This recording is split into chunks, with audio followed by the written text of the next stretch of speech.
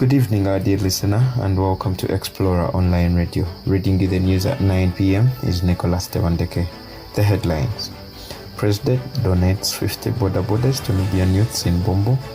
Uganda loses 54 peacekeepers in Somalia attack. And Moroto receives scholastic materials to boost learning. This is the news in detail. President Museveni has donated 50 border borders to the Nubian youths in Nakatonya village under their umbrella body, Nakatonya Bombo Nubian Youth Association Border Stage in Bombo Town Council, Luwero District. The border borders were handed over by the State House Comptroller, Ms. Jane Barichi, on behalf of the President.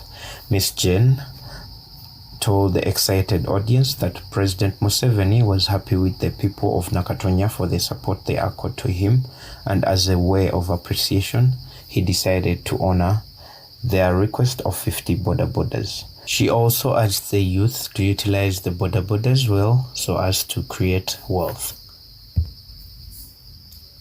And in more news, President Museveni late Saturday announced the deaths of 54 Ugandan soldiers in an Al-Shabaab attack on a base housing African Union peacekeepers in Somalia. President made the remarks while addressing the National Resistance Movement Parliamentary Caucus in Chankwanzi. His statement comes a week after Al-Shabaab fighters stormed the base in Bulamarel, 130 kilometers southwest of Somali capital, Mogadishu. The armed group claimed it carried out suicide bomb attacks on May 26th and killed 137 soldiers.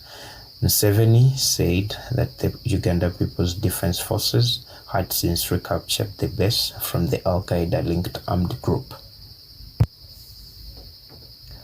And in Moroto District, Uganda National Teachers Union has donated scholastic materials to 17 primary schools in mining areas of Tapak and Rupasap counties.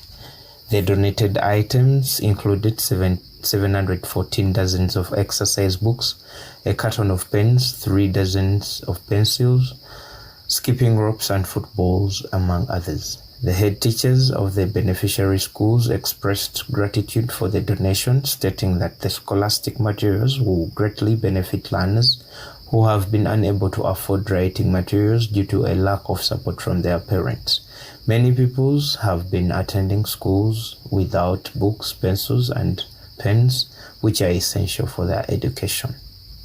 Away from that, the Intergovernmental Authority on Development, IGAD, has called upon member states to embrace the digitalization of nutritional data for enhanced surveillance, monitoring, and utilization by various institutions and policymakers within the communities. Speaking at the third technical workshop of the Learning Network on Nutrition, LENS, held at Speak Resort Munyonyo, Dr. Fatuma Adan, the head of IGAD mission, highlighted the concern regarding the lack of relevant infrastructure such as electricity in member states. The workshop served as a platform for member states to exchange information and learn from countries that have excelled in nutrition surveillance and the timely generation of quality data. This shared data aims to assist nutritionists and governments in making informed decisions, especially in areas with poor nutrition indicators. And in Masaka district, road users moving from Masaka towards Kampala are in panic after parts of Nyendo Villa Maria Road, Maram roads of Mbirizi Matete Sembabule and Chavakuza Matete Sembabule have been destroyed by heavy trucks. These 3 roads are the alternative routes for heavy vehicles from Masaka to Kampala, since Katonga Bridge is currently accessed by light vehicles only.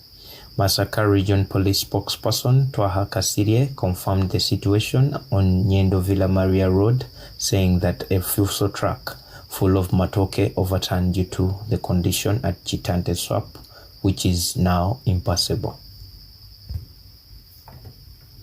Across borders in Sudan, the United Nations Security Council decided to extend the mandate of the UN Integrated Transition Assistance Mission in Sudan until December 3rd of this year.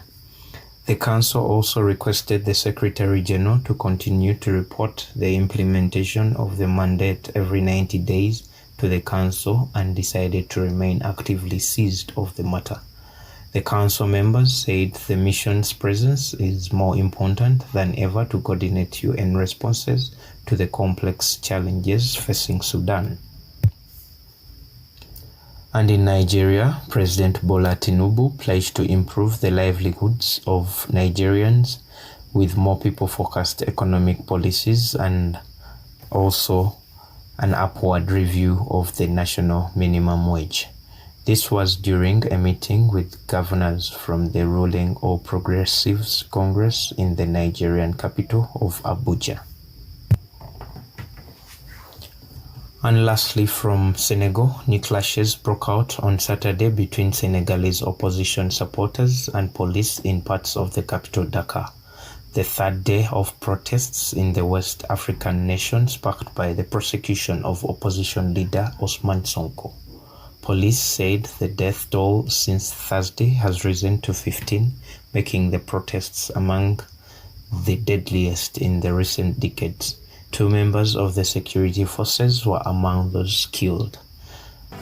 That has been the news at 9 p.m. Thank you for listening. Have a good night.